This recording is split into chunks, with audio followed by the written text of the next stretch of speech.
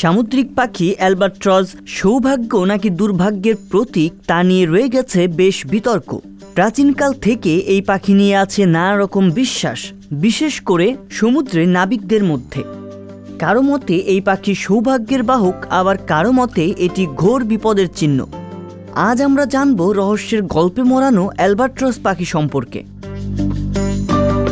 মেরুদণ্ডী প্রাণীকুলের মধ্যে দৈত্যাকার অ্যালবাট্রস সবচেয়ে দক্ষ ভ্রমণকারী বলে পরিচিত। এমন খেতাবের পেছনেও রয়েছে বিশেষ কারণ। একটানা কয়েক শত মাইল উড়ে পাড়ি দিতে পারে এরা। বিশাল আকৃতির এক একটি ডানা লম্বায় প্রায় 12 ফুট। আকাশে উড়ন্ত অবস্থায় সমুদ্রে চলে শিকারের সন্ধান। শিকার হিসেবে এরা স্কুইড, মাছ, কাঁকড়া আর কিছু জলজ প্রাণী খেয়ে বেঁচে থাকে। এখন পর্যন্ত অ্যালবাট্রসের 22টি প্রজাতি শনাক্ত করা হয়েছে, যার মধ্যে কয়েক প্রজাতি বিলুপ্তির পথে। অন্যান্য পাখিদের মতো অ্যালবাট্রস একাধিক ডিম পারে না, বছরান্তে কেবল একটি ডিম পারে। ডিম পাড়ার 3 সপ্তাহের মধ্যেই ডিম ফুটে বাচ্চা বের হয় এবং পরবর্তী 3 সপ্তাহ বাবা মা বাচ্চাদের দেখাশোনা করে। আয়ুষ্কালের দিক থেকে অ্যালবাট্রসের জুড়ি মেলা ভার। এখন পর্যন্ত সবচেয়ে বেশি বয়সী পাখির মধ্যেও রয়েছে এর নাম। প্রায় 70 বছর বয়সী পাখিটির নাম উইজডম। এটিকে নিয়ে গবেষণা করেন প্রাণীবিদ চ্যান্ডলার রবিন্স। 1956 সালের দিকে তিনি পাখিটির পায়ে একটি রিং পরিয়ে দেন। পাখিটি তার জীবদ্দশায় প্রায় 7 লক্ষ মাইল সামুদ্রিক পথ পাড়ি দিয়েছে। রিং পরানোর পর থেকে এখন পর্যন্ত পাখিটি সর্বমোট 40টি ডিম পেড়েছে। সর্বশেষ উইজডম ডিম পেড়েছিল 2021 সালে। সাধারণত এসব তথ্যের আড়ালে অ্যালবাট্রস নিয়ে প্রচলিত আছে নানা পুরা কথা। অ্যালবাট্রস নিয়ে প্রচলিত একটি প্রবাদ আছে, অ্যান অ্যালবাট্রস অ্যারাউন্ড ইয়োর নেক। এই প্রবাদ দিয়ে দুর্ভাগ্যকে বোঝানো হয়। তাছাড়া এই প্রবাদের মধ্যে লুকিয়ে আছে একটি প্রাচীন গল্প। প্রাচীনকালে নাবিকেরা মূলত অ্যালবাট্রসকে সৌভাগ্যের প্রতীক হিসেবে দেখত, তাই অ্যালবাট্রস হত্যা করা নিয়েও ছিল বিধিনিষেধ। নাবিকেরা বিশ্বাস করত অ্যালবাট্রস হত্যা করলে জাহাজের ওপর অভিশাপ নেমে আসে।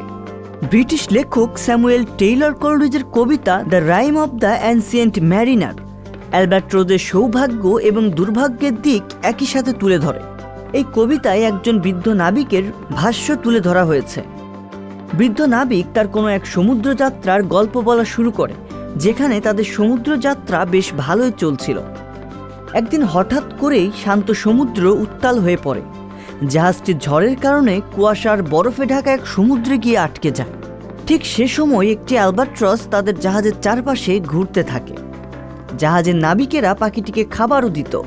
এরই মধ্যে একদিন বৃদ্ধ নাবিক পাখিটিকে তার ক্রসবো দিয়ে মেরে ফেলে। এমন বিবেকহীন কাজের জন্য বৃদ্ধ নাবিকের সাথে থাকা নাবিকেরা ক্ষুব্ধ হয়ে ওঠে। তবে পাখিটি মারা যাওয়ার পর আবহাওয়া ভালো হয়ে যায় এবং কুয়াশাও কেটে যায়। নাবিকেরা ভেবেছিল তাদের বিপদ হয়তো কেটে গেছে। কয়েকদিন অতিবাহিত হওয়ার পর আবারও বিপদে পড়েন নাবিকেরা। তাদের খাওয়ার পানি পর্যন্ত সংগ্রহের ছিল না। এই অবস্থার কারণে তারা মনে করতে থাকে বৃদ্ধ নাবিক পাখিটিকে মেরে ফেলার কারণেই তাদের সাথে এমন ঘটনা ঘটেছে।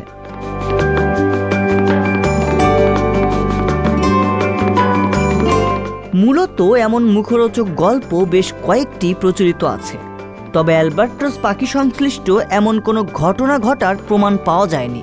ভাগ্যের সাথে পাখির সম্পৃক্ততা কুসংস্কার ছাড়া আর কিছুই নয়। রিয়াজুল ইসলাম, সংবাদ প্রকাশ। সংবাদ, ফিচার ও অনুষ্ঠানের জন্য ভিজিট করুন সংবাদ প্রকাশের ওয়েবসাইট এবং যুক্ত থাকুন ফেসবুক পেজ ও ইউটিউব চ্যানেলের সঙ্গে।